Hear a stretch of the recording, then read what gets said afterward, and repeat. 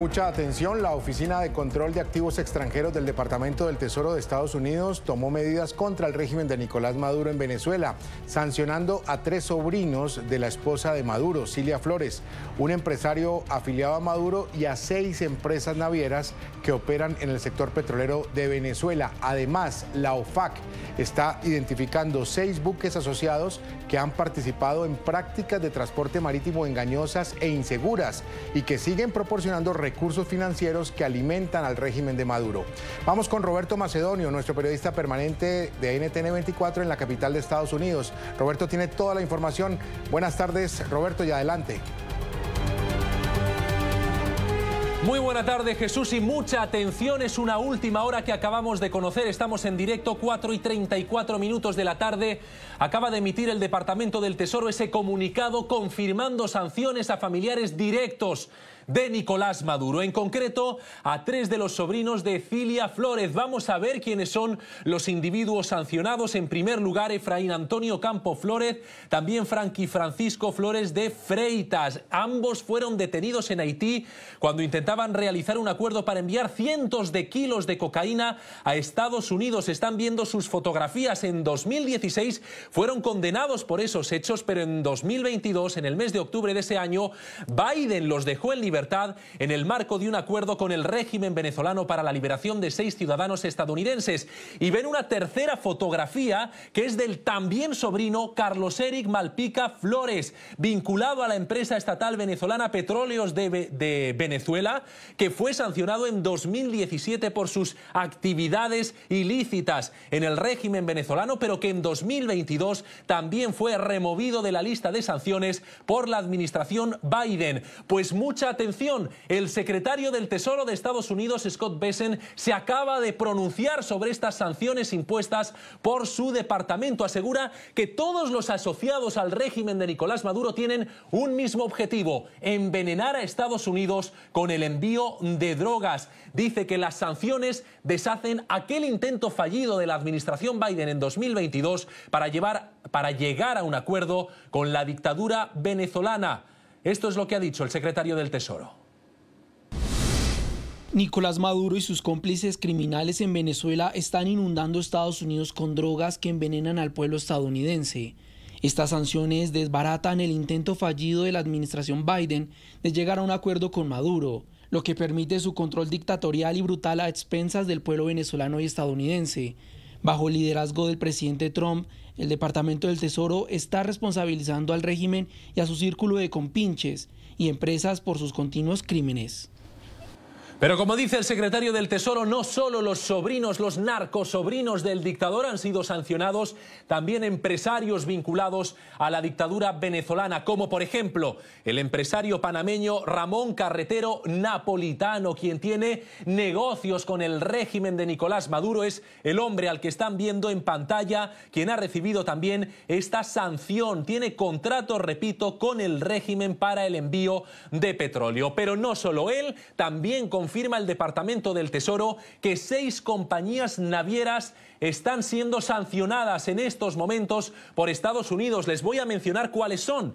Myra Marine Limited, registrada en las Islas Marshall, recibe esa sanción. También Arctic Voyager, que está registrada, al igual que la anterior, en las Islas Marshall, así como la empresa Poweroy Investment Limited, registrada en este caso en las Islas Vírgenes Británicas. La cuarta que recibe las sanciones, Ready Great Limited, registrada también en las Islas Marshall. Y ojo a esta, registrada en el Reino Unido, Marine Service Limited. Y en sexto lugar, Happy Limited, también es sancionada, registrada, al igual que la mayor parte de ellas, en las Islas Marshall. ¿Qué significan estas sanciones? ¿Cuál es el efecto real que van a tener en la práctica?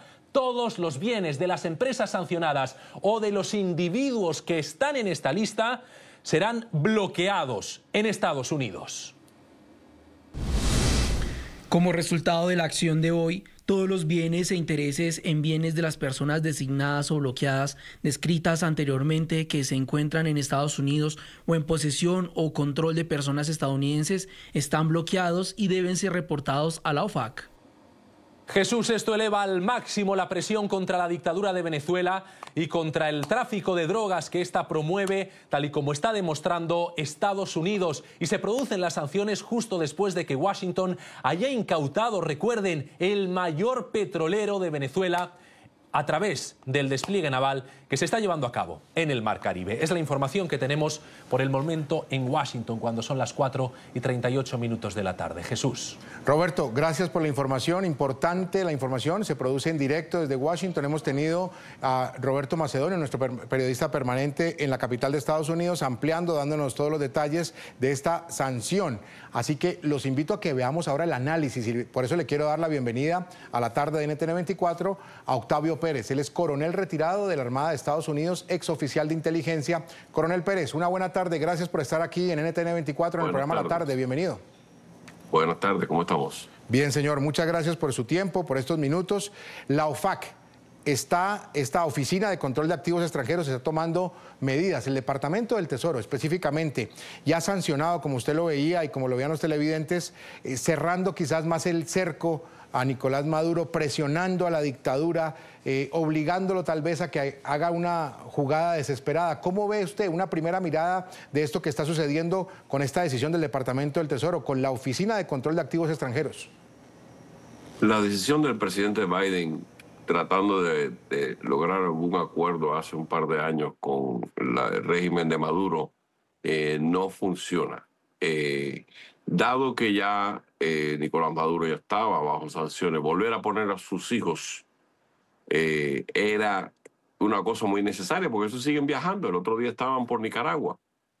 Así que si tú no sancionas a estos muchachos, ellos van a seguir con lo que estaban haciendo y sin impunidad. Así que era normal que ellos también cayeran en la redada de nuevo.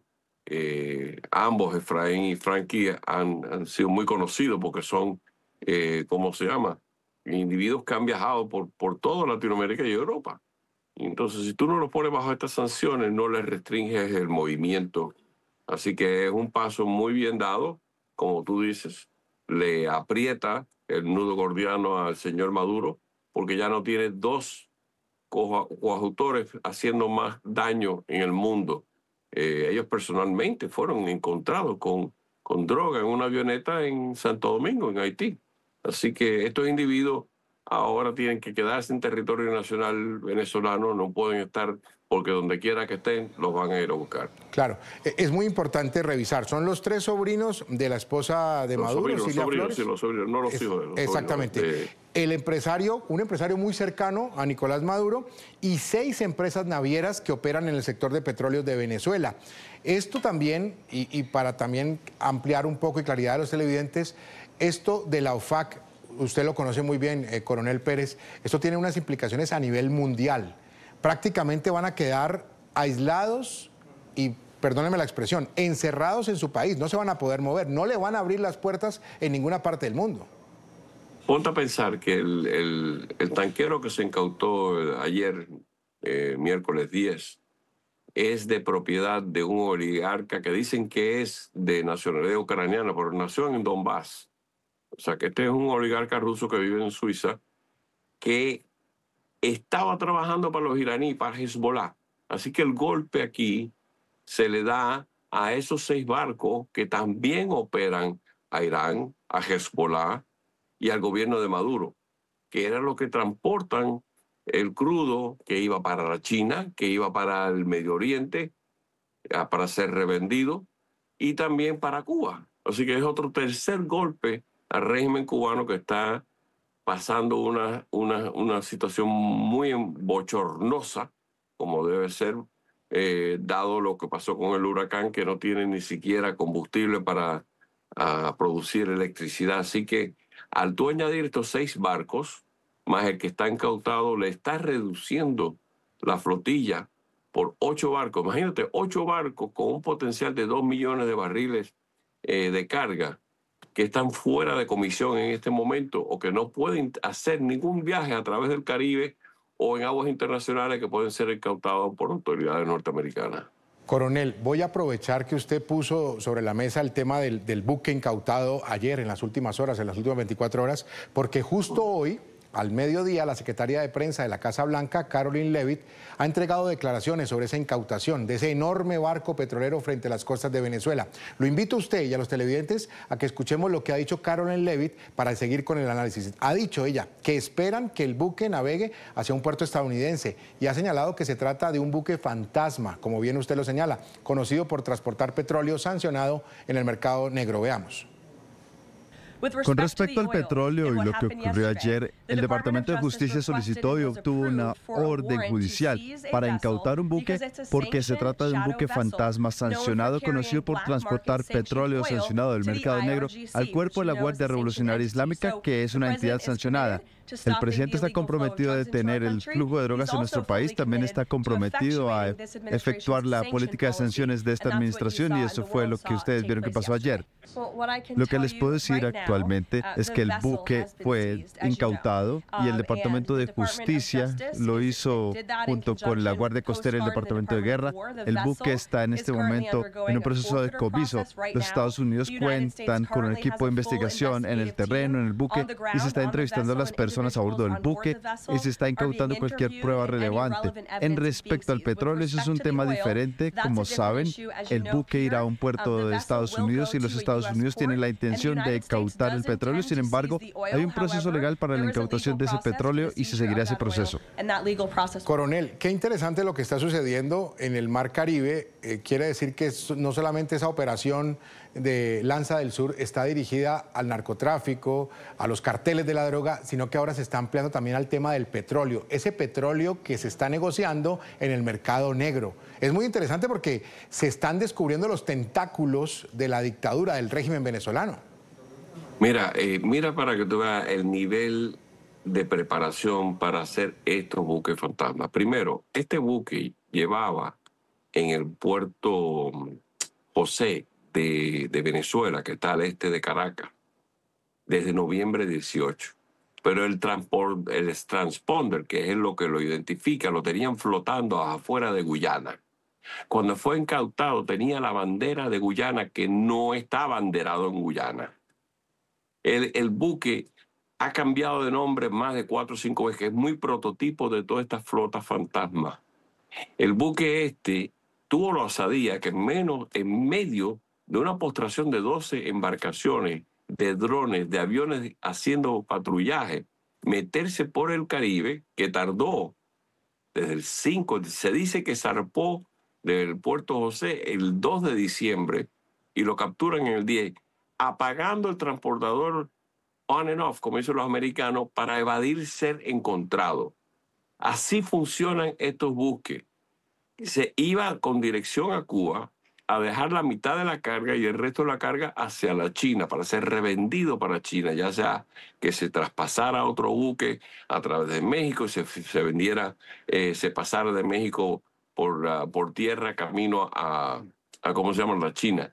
Todo ese enjambre, la cantidad de cosas, un buque que el dueño vive en Suiza, que es un oligarca ruso, pero nacido en Ucrania, en el Donbass, que tiene registración en las Islas Marshall y que el propietario es la compañía en Nigeria. Estás viendo la complejidad de lo que es esta cosa que tiene montado Irán, que tiene la China, que tiene Rusia, que tiene más de 200 de estos buques.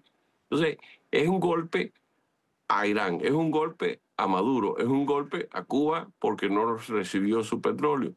Y es un golpe a toda esta piratería que existe en el mundo. En otras palabras, eso es parte del problema complejo del mundo cuando tenemos gente haciendo este tipo de actividades.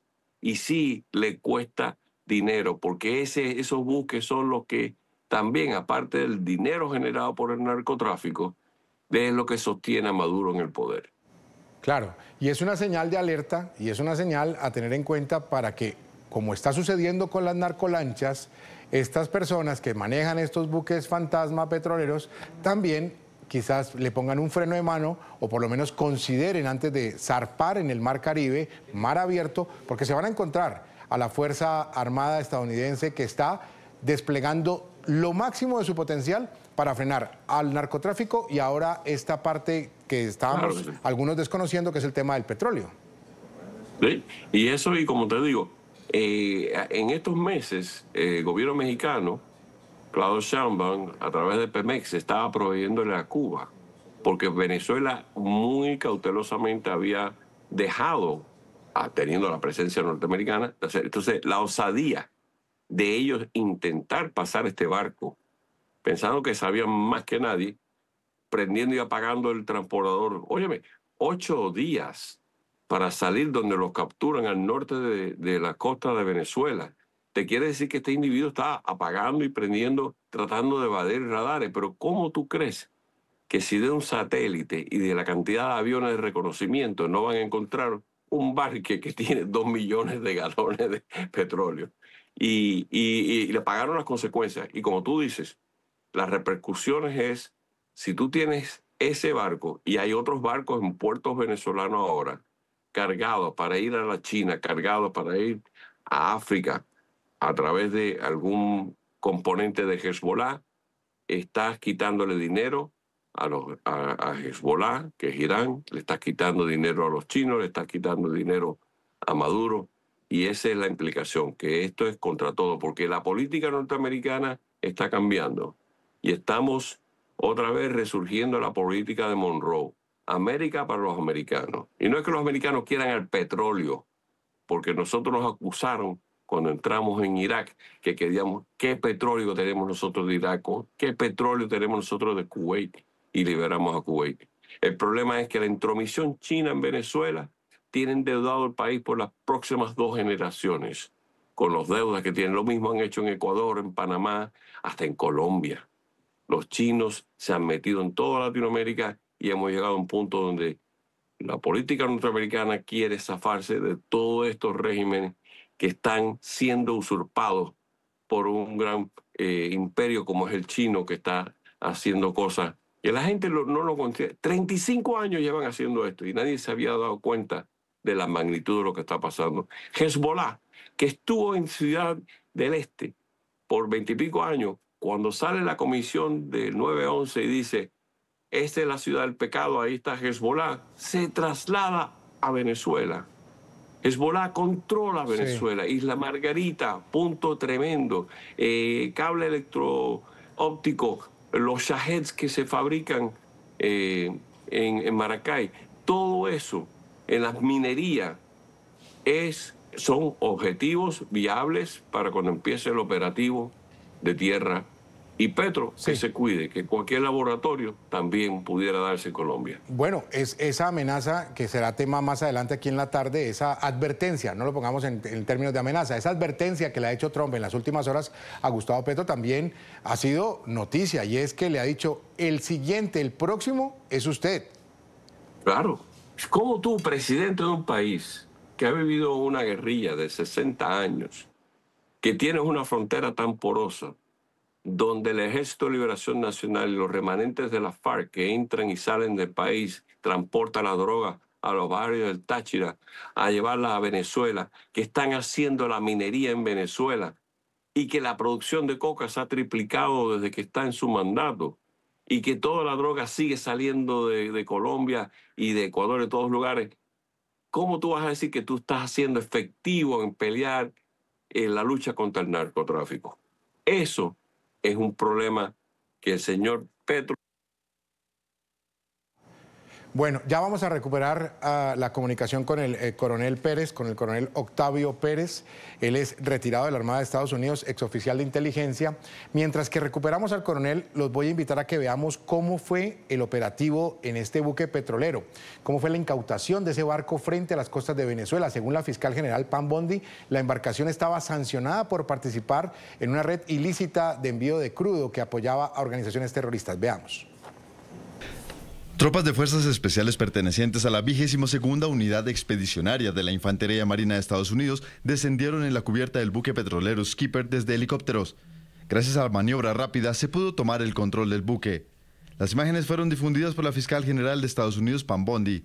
En la operación de incautación participó el FBI, el Servicio de Investigaciones de Seguridad Nacional y la Guardia Costera, con el apoyo del Departamento de Guerra de Estados Unidos.